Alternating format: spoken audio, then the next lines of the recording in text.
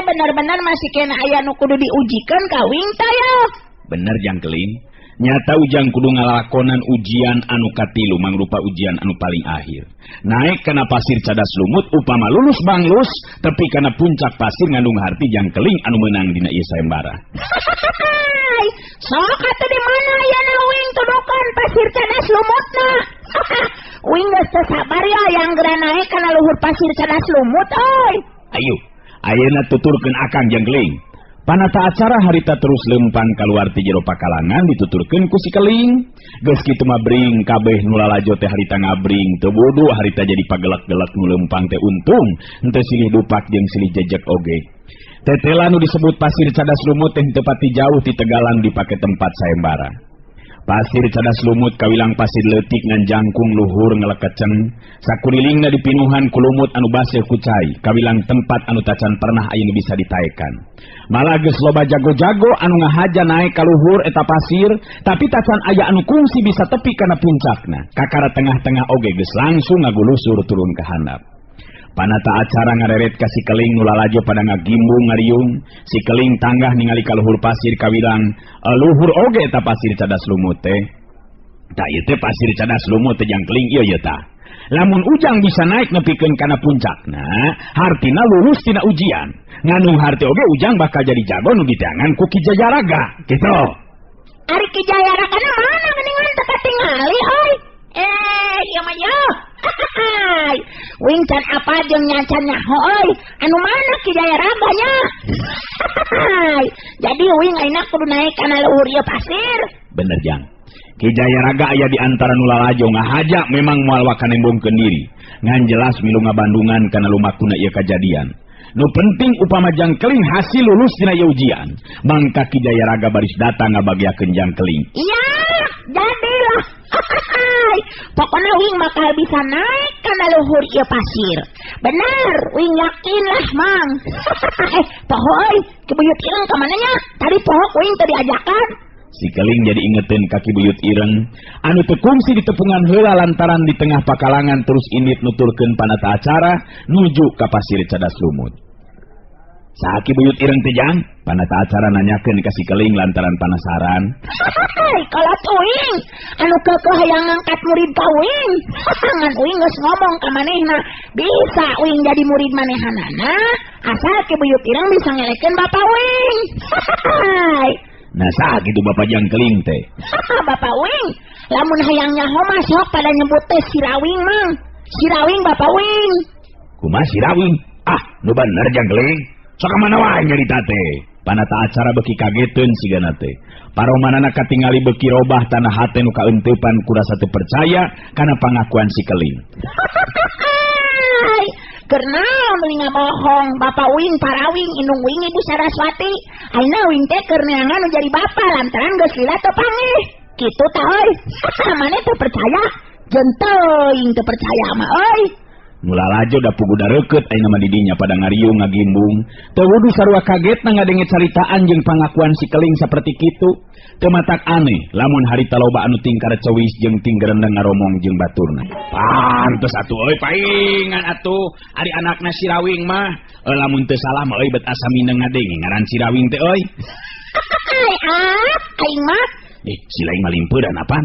Anu ngaruntageun karaman macan liar jeung karaman setan roban teh Sirawing jelmana.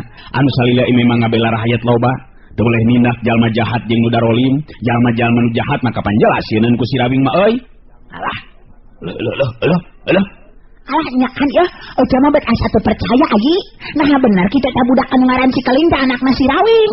Mangkanya si Rawing teh kapan keur ojo mah pujaan pahlawan hate ojo.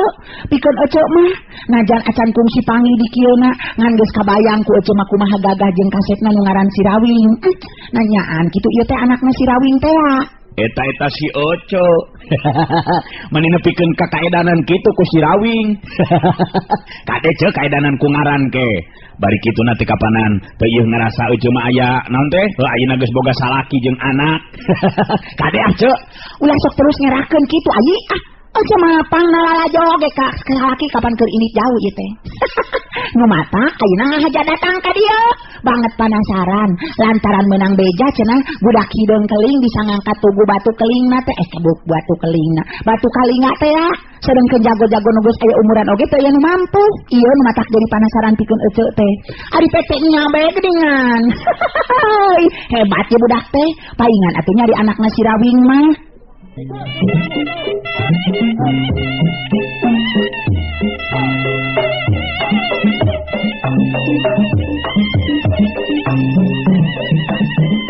Pokona kula ngerasa bagja upama memang Jang Keling anakna si Rawing. Panata acara nutup dikasih Keling bari terus nyarita. Nu penting bakal komo leuwih percaya upama dina waktu ayeuna bisa ngabuktikeun mampu naik kana luhur pasir cadas lumut. Ingetkeun Jang, sarta perhatikeun ieu pasir cadas teh dipinuhan ku lumut baseuh anu leueur ka cidak.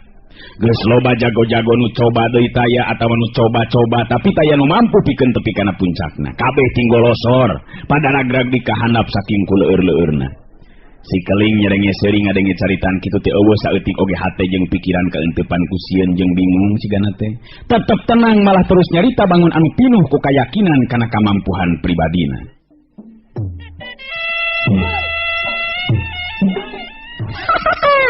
Memang lamun ditingali kuing mah hebat pisan ieu pasir teh. Sigana mah memang lor. Tapi uing boga keyakinan pasti bisa naik lah. Mana percaya teu? Mang, amun uing bakal bisa naik ka luhur, Mang. Lamun seug teu apal kana kayaanana eta panata acara matak jadi malik ambek ka si Keling. Anu sikep jeung caritanana tapi sanajan tacan lila tepung panata acara bisa ngamaklum. Si Keling memang beda jeung budak-budak biasa. Panata acara ngupat jero hatena, lamunnya ieu budak anakna si Rawing, bener-bener bagja pikeun Ki Jayaraga. Ngan ieu besikepna jeung caritana meuni belangong kieu ieu budak teh. Tapi menang beja cenah bet bapana oge cenah nu ngaran si Rawing adatna teh sok sakapeung aneh jeung angin-anginan. Tapi sakuduna memang bisa ngabuktikeun kahebatanna ieu budak. Upama bener mah anakna si Rawing hiji jago anu ceuk beja mah kawilang geus dipikawanoh ngaranna ku para jago-jago silat katut jalma loba liana. Lain kala kamu kitu ay. Mana kala jadi loba hulang-hulang Mang. Sok ayeuna kumaha omongkeun heula atuh ku maneh Mang. Uing si Keling anu geus lulus tina 2 kali ujian ayeuna rek naik kana luhur pasir cadas lumut. Sok omongkeun heula ame kabeh. Jadi ngarahoeun omongkeun uing anakna si Rawing kitu. Si Keling marentah ka panata acara. Panata acara ungeuk nyaluyuan kana parentahna si Keling, terus panata acara nyarita ditujukeun ka jalma nu ngagimbu ngariung, malah aya nu jejengkean sagala rupa bakat ku hayang sidik ka hareup meureunan. Ka sakabeh anu lalajo, sakumaha anu kabandungan ku urang sarerea. Ieu budak rumaja teh lalaki anu ngaran si Jaka Keling atawa si Keling. Nurutkan pangakuanana geuningan anakna si Rawing. Tutas tadi kabandungan ku urang manehna bisa lolos tina 2 kali ujian. Nyata dina ulin bandringan jeung ngangkat tugu batu kalingga. Mangka kuring dina waktu ayeuna bakal mimpin di acara. Kalawan urang sadaya baris bisa ngabandungan. Kumaha kamampuhan si Keling mangsa ngalakonan ujian nu katilu nyata naik kana pasir cadas lumut. Mulala jonoyek teu bisa cicing malah kadenge nu tinggal ro jeung tinggorowok bang nu geus teu sabareun hatena sigana teh. Nya sok atuh nya. Boro-boro sina naik ka si Keling anakna si Rawing teh euy. Aya sina naik kana luhur pasir. Lamun nya anakna si Rawing kudu bisa tepi kana puncakna. Kalau bati ngomong ilah, lain waktuna keur pibiantara ieu mah. Sok. Dewek oge bisa ngomong mah. Nu penting gancang carana geura mimitian, dewek geus kesel yo.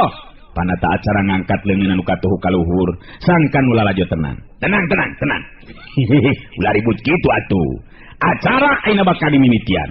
Urang bandungan ketak jeung kamampuan ibu budak lalaki anu ngaran si Keling. Sok, urang mimitian. Terus. Jadi awasnya mana nyingkir mang entong deket teuing euy awas entong deket teuing tapi ka maneh ki buyutnya teu katingali euy. Si Keling harita muterkeun paneteupna ka jalma anu ngagimbung ngariung sakitu ngaliudna.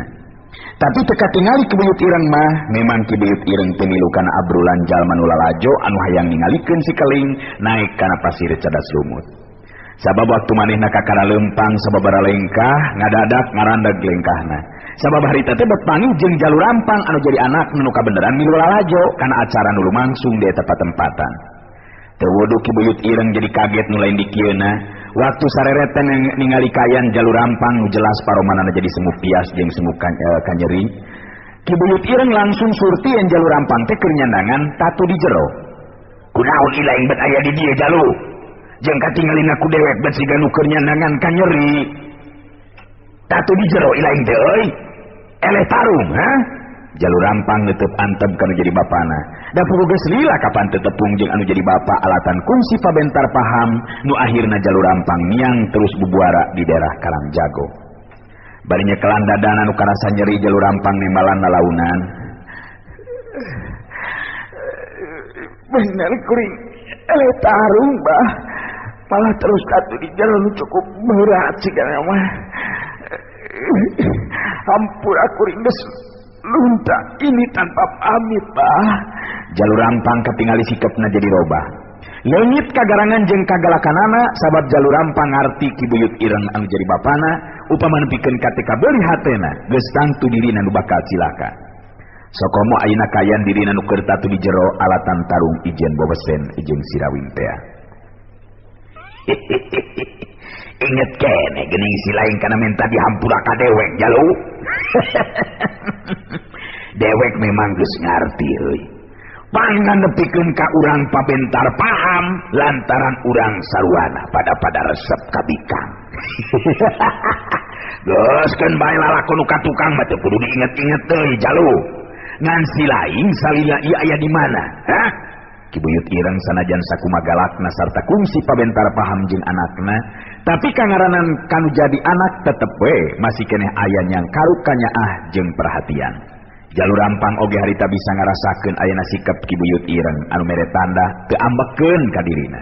Rada ngemplong hate jalur rampang dina waktu harita.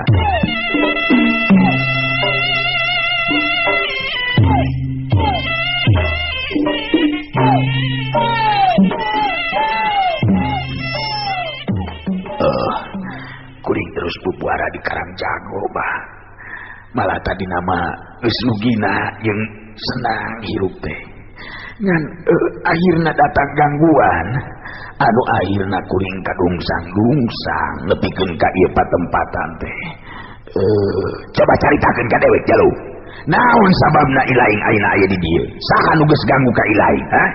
Sarta tarung jeung saha ilaing pangna nepikeun ka kudu atar atawa eleh jajaten, ha? Coba ngomong ka dewek jalu. Jalur rampang geus dibere angin seperti kitu kun jadi bapa nama geus teu asa-asa deui harita. Terus nyaritakeun ngeunaan kajadian nu karanapan ku dirina. Timimiti bubuara di Karangjago nu saterusna nyulik Saraswati sarta tepung lawung jeung sirawing nu rek kabebaskeun pamajikanana. Akhirna nepikeun kaderna pisan tarung ijen bobesen ngan jelas dirina nu kasoran samalah nepikeun kangaranapan tatu di jero sagala rupa.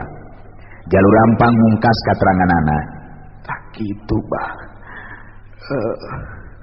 Kejadian nu karanapan ku kuring teh.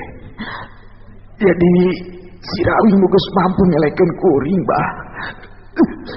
Sirawing memang hebat ilmu nu ti abah geus diketukeun kabeh. Tapi nu mahi bah. Katingali paroman ki buyut ireng jadi robah. Aya rasa kaget jeung amek pacampur dina hatena. Kaget lantaran teu nyangka upama nu jadi anakna baris ijen bobesen jeung nu ngaran sirawing sarta ngadenge ngeunaan bobesen sirawing. Ari ambek lantaran anakna nu geus ngawaris sabagian ilmu silat ti manehna bet teu mampu pikeun ngungkulan anu ngaran sirawing. Ayeuna karasa ku silaing jalu. Ha? Ngalawan sarta coba-coba ngabangkan kalau jadi kolot, ha? Ilmu silaing jadi samogol deh. Ilmu silaing teh jucung. Dewek bener-bener teu panuju ngadengena ge. Lain ilmu dewek anu teu mampu deuleu. Ngan salah si lain acan oge asak ngelmu geus coba-coba ngalawan kana kawijaksanaan dewek. Hah? Ngerti? Jalur Rampang katingali tungkul. Manehna memang geus ngarti kana adat kibuyut ireng menjadi bapana. Lamun geus ambek saperti kitu, upama dilawanan caritana geus tangtu bakal leuwih bedah amarahna. Kuring dumasa. Memang kuring salah, Pak. Nu mata kampura cek kuring oge bah. Nganu jelas si Rawing memang lain bantrak-bantrakeun pangartina, bah. Lain si Rawing jagoan deuleu. Ngan ilmu si lain anu memang teu nepikeun ka jucung dina leumanana. Coba. Upama ilaing geus ngawasa ilmu muara baraja. Di mana kekuatan lawan bisa disedot ku kekuatan urang nu ayeuna lawan bakal beak tanaga jeung kekuatanana. Ilmu ampun kawilang memang tacan fungsi diajarkeun ku dewek ka si lain. Katut ilmu weduk ireng kawilang ilmu tutungkusan dewek anu memang moal bisa dikateleuman ku ilaing upama lain pijodohna. Memang kuring rumasa boga adat sok ngabangkang jeung teu patuh ka abah. Ayeuna karasana mah nyeri kana hate lantaran eleh wewesen ku si Rawing, bah. Rasakeun ku si lain ya lo. Bongan sorangan dulu. Sanajan bari jeung kitu hiji waktu dewek sorangan memang kudu tepung jeung anu ngaran si Rawing. Sabab dewek memang boga urusan anu kudu direngsekeun jeung si Rawing. Jalur Rampang neutepi nu rasa panasaran kana jadi bapana. Ari sabab teteh laki buyut ireng nu jadi bapana teh bangun anu geus nyaho kana ngaran si Rawing. Nah, aya urusan naon kitu abah jeung si Rawing. Serta bangun nu geus teu aneh deui atawa kaget geuningan abah ku anu ngaran si Rawing, bah. Dengekeun ku ilaing Jalur Rampang. Dewek geus gila sabenerna maneneangan calon murid anu kudu bisa ngawaris sakabeh ilmu nu kacangking ku dewek. Nurutkeun geter gaib nu katarima ku dewek. Calon murid dewek kudu anu sarua kayan jasmanina. Dina harti boga pakulitan anu hideung keling. Geus kitu we meureunnan kuduna. Dewek akhirna bisa tepung jeung budak lalaki rumaja anu ngaran si Keling. Si Keling. Budak di mana eta teh, bah? Anak saha si Keling teh, bah? Jalur Rampang jadi beki panasaran hatena. Si Keling anakna si Rawing euy. Si lain tentu bakal kaget gadengena. Dewek sorangan teu nyangka upama calon murid dewek teh anakna si Rawing. Ki buyut ireng neuteup antep ka Jalur Rampang nu harita memang kaget nu lain dikieuna. Menang beja sarupa kitu tinu jadi bapana teh Ki buyut ireng bakal ngangkat murid ka si Keling anakna si Rawing. Nu pikeun Jalur Rampang ngahargaan si Rawing geus dianggap hiji ngaran anu dipikacecep ku dirina. Atawa ngaran si Rawing teh geus dianggap hiji kacecep ku dirina. Kan nyeri hatena moal bisa limpas kitu bae. Kadenge Ki buyut ireng nyarita deui. Jalu si Keling anakna si Rawing kawilang budak lalaki nu bener-bener luar biasa. Luar biasa kayanana. Malah kawilang geus nyangking ilmu atawa pangarti. Anu teu bisa dianggap enteng euy. Ngan si Keling eta budak teh mere tanjakan ka dewek. Tanjakan kumaha kitu, bah? Manehna bakal narima kana karep jeung kahayang dewek anu memang keukeuh hayang ngangkat murid ka manehanana. Syarat di si Keling bisa dewek ngangkat murid ka manehna upama dewek bisa ngelekeun bapana nyatana si Rawing. Si Rawing. Ieu jadi rasa penasaran dewek pangna hayang tepung lawung jeung anu ngaran si Rawing. Kardi ku si lain. Ari Jalur Rampang katingali ngahulang ngaragamanna. Aya rasa kaduhung anu nyusup jero hatena. Padahal upama waktu ti heula teu pabentar paham jeung menjadi bapana, geus tantu dirina bakal ngawasa ilmu anu liana. Anu teu mustahil bisa mampu pikeun ngelehkeun si Rawing, kitu geteran hate Jalur Rampang harita. Geus teu kudu ngahulang bingung Jalu. dewek memang geus boga kayakinan euy. Si Keling kudu jadi murid dewek. Si Keling kudu ngawaris sakabeh pangarti dewek. Malah ayeuna eta budak teh keur miluan kana saembara euy. Tur dewek boga kayakinan si Keling tangtu meunang. Karti ku si lain. Geus ningali meureunanya tadi si lain ka budak lalaki nu dimaksud ku dewek. Lain milu lalajo tadi teh. Jalur rampang unggek bari nembalan. Bener kuring tadi ningali ka eta budak bah. Ari sugan teh lain calon murid Abah. Memang hebat eta budak teh.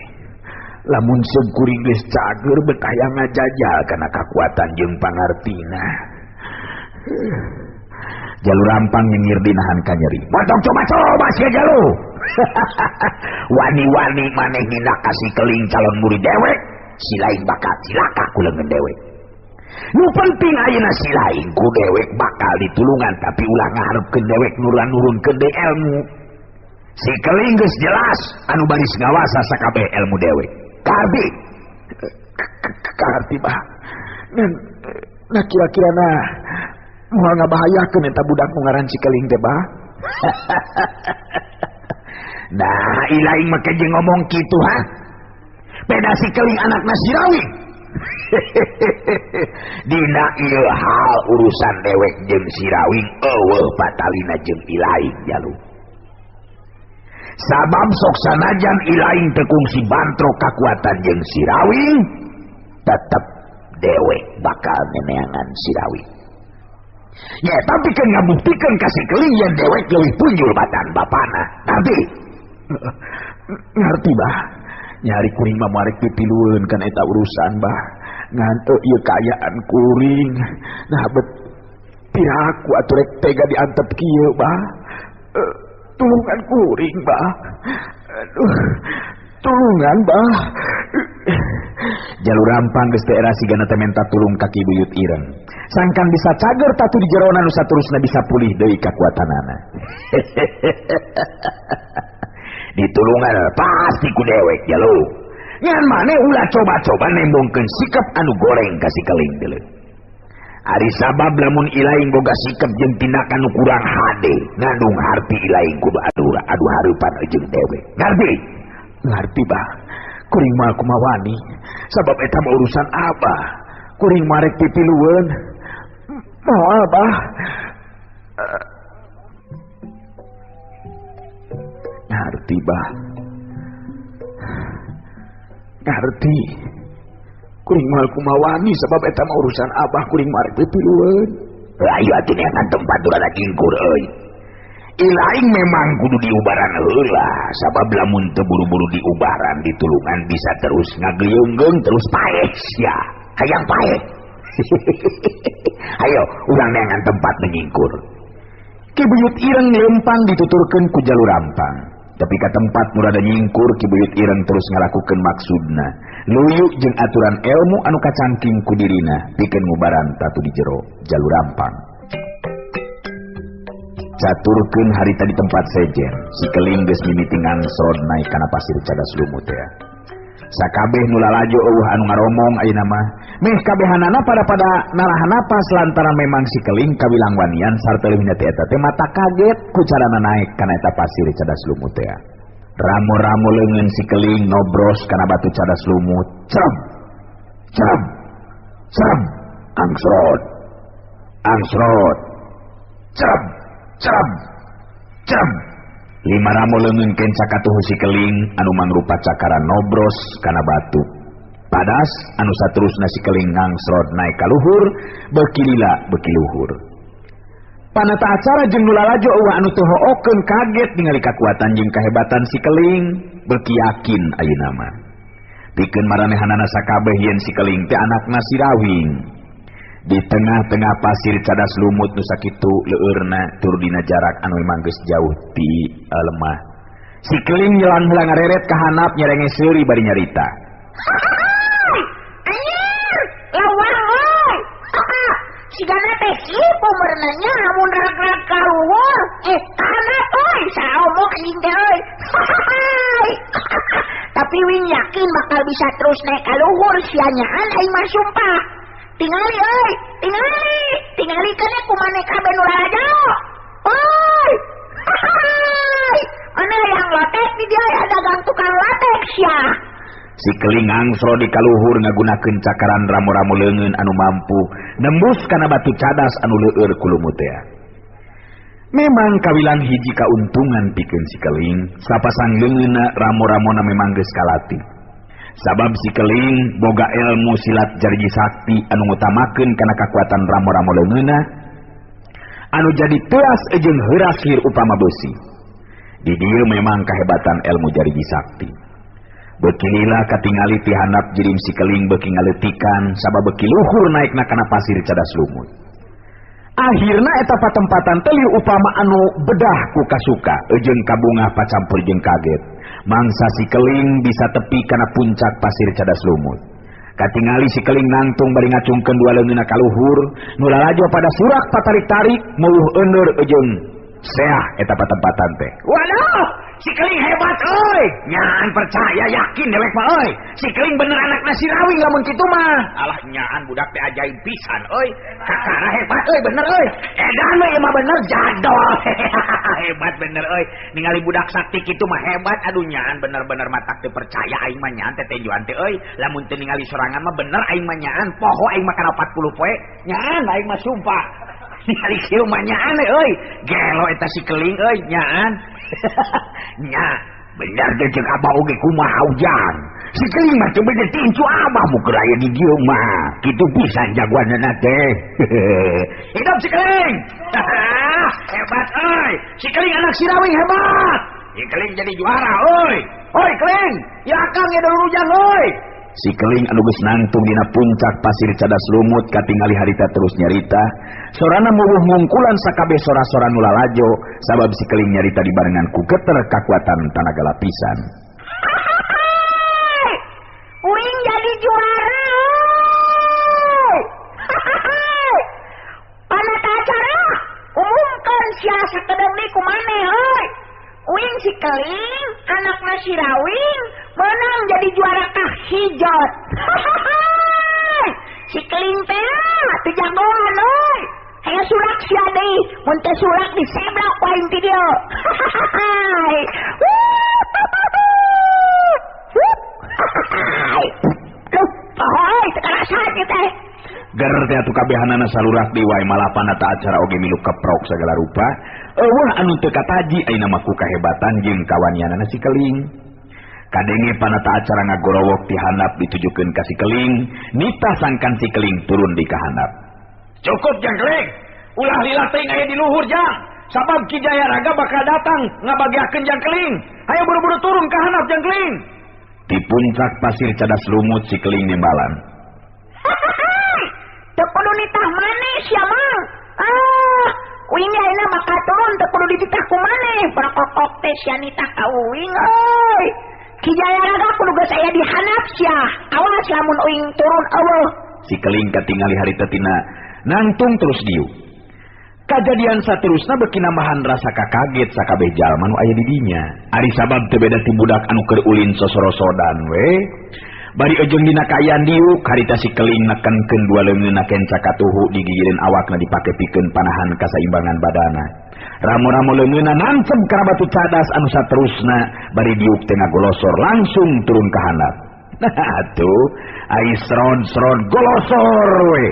Sawareh aya nu peureum sok sieun si Keling ragragna pejet ka handap. Tapi si Keling kalah kaseserian teh beda ti budak nu keur ulin sosorosodan, malah bangun engsuka ka sida sigana teh. Waktu jarak kana lemah geus kira-kira 5 meter deui, si Keling langsung luncat bari ngacuralitkeun awakna. Curalit! Awak si Keling jujuralitan teh beda ti nu keur akrobat we. Anu saterusna dua sukuna napak kana lemah, cergedeg. Si Keling pancuh nangtung dina lemah. Ger teh nu lalajo surak amal-amalan menisaheng. Surak mobuh matak eundur eta patempatan. Si Keling harita ngarawet kalebah panata acara, katingali gigireun panata acara geus aya lalaki kolot anu make baju sing sarwa bodas. Lebah dadana make sulaman emas mangrupa tulisan ngaran Ki Jaya Raga. Waktosna geuningan parantos teu nyekapan. Atuh cag urang cekapkeun dugi ka dewe heula atuh acara Dongeng Kiwari neraskeun cariyos Sirawing Kiwari garapan Wakepoh Kiwari. Hatur nuhun permios.